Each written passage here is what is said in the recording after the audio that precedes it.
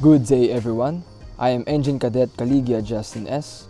from FA VNet, and I'm going to present about the high temperature and low temperature or central cooling system. HT and LT cooling systems are both closed-loop cooling system, and their only medium or coolant is the fresh water. For HT, it used to cool down the main engine, such as the cylinder heads, up to the liners or the jacket of the main engine, and also auxiliary engines, while LT or low temperature cooling system used to cool down various condensers, coolers, and other machineries with low temperature cooling. For the working principle, HT and LT system works on the principle of heat transfer called the conduction with the help of coolers fitted within the respective system. So in order to maintain the temperature, heat from the main engine or from auxiliary systems are cooled by fresh water only. On the other hand, the HTFW is regulated through HT coolers, where a freshwater generator utilizes the heat, while the LT system is then directly attached to seawater system, where the low temperature freshwater is absorbed by the seawater to disperse the heat until the set point temperature is achieved for recirculation. To summarize the purpose of HT and LT cooling system, it is important for us marine engineers to maintain the cooling system of all the machineries on board in order to maintain their good working condition and avoid many problems such as thermal stress, overheating, and mechanical failures. And most importantly is to prevent all the machineries from corrosion, since all of them are made of metals or mostly metals. So here's an overview of the HT and LT cooling system diagram in a simulator. We can see the black box or black rectangle for the HT part, and for the white lines, it covers the low temperature freshwater system. We will now discuss the jacket cooling or the high temperature freshwater system. So we will now proceed for the system components of the high temperature freshwater system.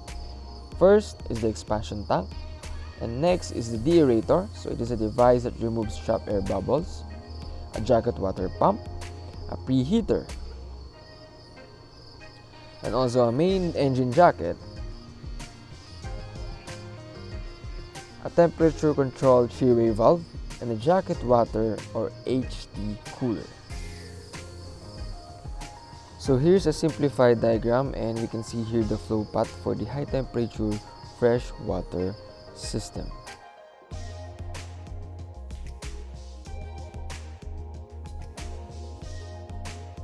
So here I would like to highlight the importance of the three-way temperature control valve, because it is the one that regulates whether the fresh water will go to the HT cooler or it will bypass the cooler and recirculate back to the main engine. And of course, with the incorporation of the PID, it will decide whether it will go back to the main engine or it needs cooling before go back to the main engine. The next one is the central cooling or low temperature freshwater system. We go now for the system components, and here are the following components. First is the expansion tank and also a deaerator, the same with HT.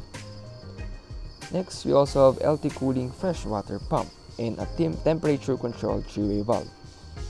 And lastly, we have the central or the LT cooler for heat exchanging. So this is the flow path or how we trace for the central cooling or low temperature freshwater system.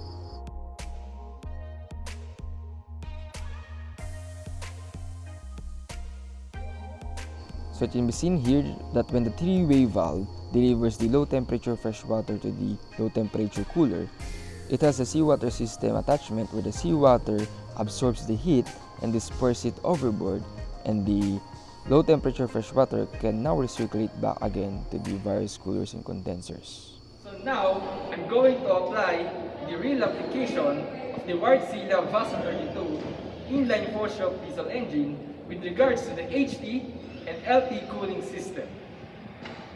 I'm going to discuss the flow path and the system components and all of the cooling system that works in the VASA 32 inline 4-stroke diesel engine.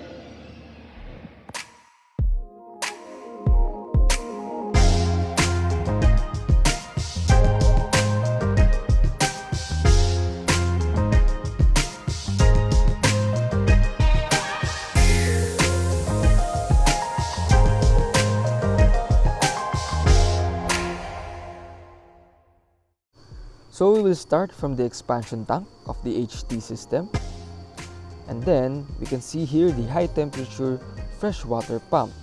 So this pump will suck or will draw fresh water, and then it will deliver this high temperature freshwater pump to the charged air cooler inlet of the high temperature side of the charged air cooler to cool down the turbocharger. And then it will go to the cylinder heads and then down to the engine cylinders. So here we can see the jacket of a 4-stroke engine cylinder liner. Then it will be discharged to a temperature controlled 3-way valve. So this temperature controlled 3-way valve of the high temperature will decide whether it will go to the cooler, HT cooler, or it will recirculate back to the HT freshwater pump for more cooling. So here we can see the line going to the HT cooler to cool down the high temperature freshwater. So it will go to this heat exchanger plate type alpha valve, and then once it is cooled down, it will recirculate back to the HT line, and the cycle goes on closed loop system.